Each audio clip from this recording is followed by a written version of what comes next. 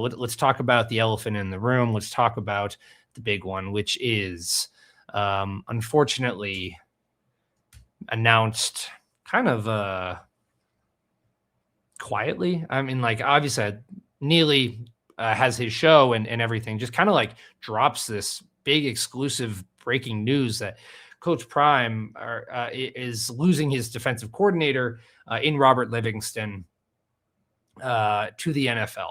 And that Chris Marv recently acquired as what was supposed to be our linebackers coach is now the new defensive coordinator for the Colorado Buffaloes. I tried to think about this a lot, right? So again, congrats to Coach Livingston. It is a good thing that he's going to be able to get that elevation. I know he has a relationship with Vance Joseph, if I remember correctly. And that he's getting an opportunity to go back to the NFL where he really thrived, and he has a lot of really significant relationships. And as a pseudo Broncos fan, I'm not a Broncos fan, but also a Patriots fan. It's cool to see one of our coaches going to be at the next level, staying in state, right? Like I'm happy. I think the Broncos got a good one. And for those of you who tapped in and paid attention to the episode we did with Dukes last week, when I asked him, hey, like what outside of Coach Marion, like what coach are you most excited that they brought in? His first immediate answer was Coach Marv. There's definitely elements to it where you can cherry pick statistics in whatever way you want. Like numbers are numbers, but you can also pick certain statistics that make it look not that good.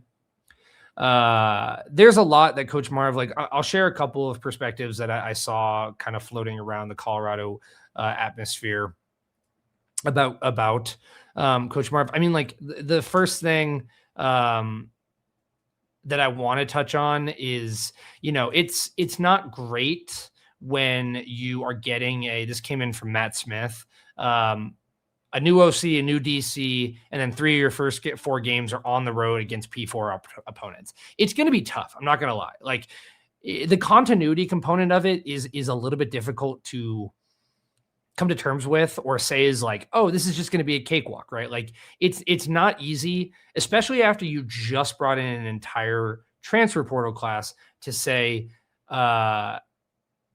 hey guys, sorry, I'm leaving. And like, best of luck, right? And like, here's your actual coach that you just met a couple of weeks ago, right? Who hasn't been a defensive coordinator for 2 seasons, at least that I know of. I saw a lot of sentiment from Virginia Tech fans saying he's not that good of a coach. I didn't watch too much of Coach Marv when he was a defensive coordinator at Virginia Tech. I mean, I know Virginia Tech has been not great over the last couple of years. Now they're in their rebound era, but let me get some stats up here, right? So this comes in from Scott Proctor of DNVR. Great guy. So last season, the defensive coordinator 2024 at Virginia Tech, 3rd in the ACC with 22.8 points allowed, 215 passing yards allowed, 5th in the ACC, 37 sacks, and 15 interceptions. So obviously he was brought in as a linebackers coach.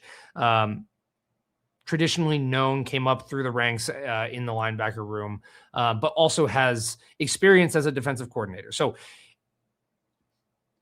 I'm not going to sit here and tell you that Coach Livingston leaving at the end of February was like the plan, right? Like I'm not going to try and BS you guys into thinking that like this was all planned all along. I don't think they were blindsided. I mean, like when your coach starts to interview in the NFL, you're always going to be prepared for what's next. I do think that ultimately at the end of the day, it's not ideal, and it's not like Coach Prime was shooing Coach Livingston out the door by any means. That's not at all what I think this is.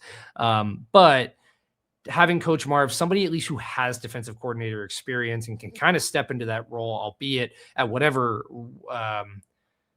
ability to coach he has, it's good to have somebody there that can at least understand the job and can step in on a moment's notice to say, like, here's what we should be doing, and I know how to call a defense. I do think with any of these, like us as a community looking at it and being like, oh, this is going to be terrible, or, oh, they're going to, this affects 2 to 3 wins next season, is like, let's pump the brakes, guys. Like, let's we got a lot to see. We don't know.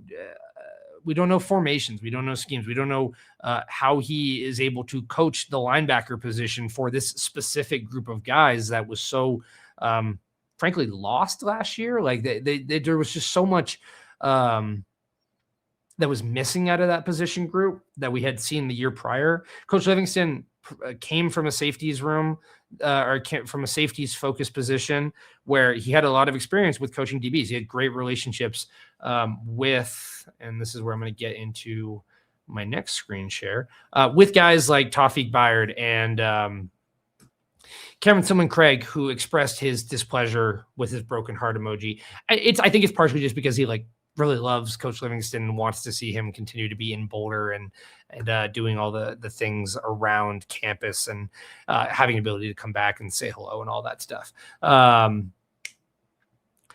think that it's and you guys are welcome to tell me if I'm wrong here, right? Like you have a guy who's traditionally known for working with the secondary, trying to come in and also be a defensive coordinator for the defensive line and the linebackers room, as opposed to a guy like Marv, who has a lot of experience with that center of the defense, right? Like the guys that have the most important job, arguably on the defense, being that quarterback of the defensive room and being able to then kind of pitch that defensive scheme to the defensive line, but also the secondary. So as opposed to coming from that defensive backs in the secondary and trying to kind of instill that philosophy down into the trenches, being more kind of in that mix where you have guys that both support the defensive line, but also drop back into coverage in the event that, there's a set that they need to be more coverage focused. The point I'm trying to get to here is it's very possible that Coach Marv is going to come in and have a more holistic view on how to coach all the positions that are inherently necessary and relevant to allow this defense to succeed. Does this mean that we're going to go 3-3-5? Does this mean they're going to go 3-4? I have no idea. And if you're looking for here's what he used to do at Virginia Tech, those rosters are completely different, 1,000% different. So I think it would be crazy to say that because he had coached a specific formation 2 years ago at a completely different university with different players, that automatically means he's going to pull that over to Boulder. I think he's going to take a look at what he has, and he's going to build it around those linebackers. That's I think the biggest thing that I think is going to come from this is it's going to be linebacker focused, to be linebacker driven. And we have the guys on the team now, like Gideon, like Leona, like Tyler Martinez, and some of the young guys to allow that Mike linebacker, the middle of the defense, to really be the communicator, that vocal presence that's driving the rest of the scheme. Whew. Let me get caught up on some comments, because when I'm looking at the camera, I'm not nearly as, locked in. New Breed said he is the guy. Dre says Coach Marv has some good seasons, but up and down. Yeah. I don't think this isn't it is seldom to make a home run hire on a whim. Does that make sense? If this was something where this happened at the end of the season and we had the last 3 months to identify it and kind of prepare for it a little bit more, then you got a bigger chance to say this is a home run hire. But at the same time, we're not sitting here going into spring ball without somebody who has defensive coordinator experience, right? We're not trying to promote somebody who has no experience in this role. We at least have somebody who understands it and can take it and really get that opportunity. The other perspective of this is if any of y'all have ever been fired at a job or let go at a job, I mean, if you do your job well, or if you care about your career, typically the next time you go in, you're hungry to prove that that's not you. I don't think Chris Marv wants to be known as a guy who was fired from Virginia Tech and, didn't have as great of a season as he may have wanted to. I'm hoping that he comes in and he looks at it. He says, this is my opportunity to really, again, prove myself as a defensive analyst, as a defensive coordinator, and really prove my value within the coaching ranks. So hopefully he comes in with a really hungry mindset and is able to lead this team. New Breed said this is a pickup.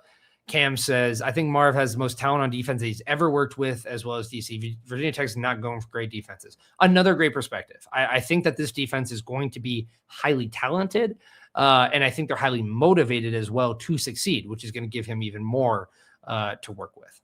I'm going to take a quick drink of water. I've been yelling into this mic for the last 40 minutes. Happy Friday to you all. Let me know. This is my new question. I got to figure out what I'm going to eat for dinner tonight. Let me know what I should get if I got to get some takeout. So if you guys know a spot here in Denver, or you're just really passionate about a specific type of food, let me know what I should get for dinner. Okay. Let's see if there's any other comments to catch up on. They had 6-6 seasons and they went to the Military Bowl and lost. Practice starts on Monday, which is important. And then this one, right? So looking at and love to Coach Livingston. Great, again, players coach, great energy.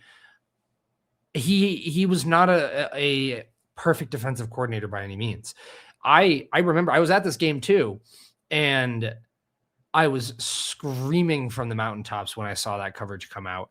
And it was like that, like watching, why am I blanking on his name? The nickel, whatever. I'm blanking on who was in coverage on that play.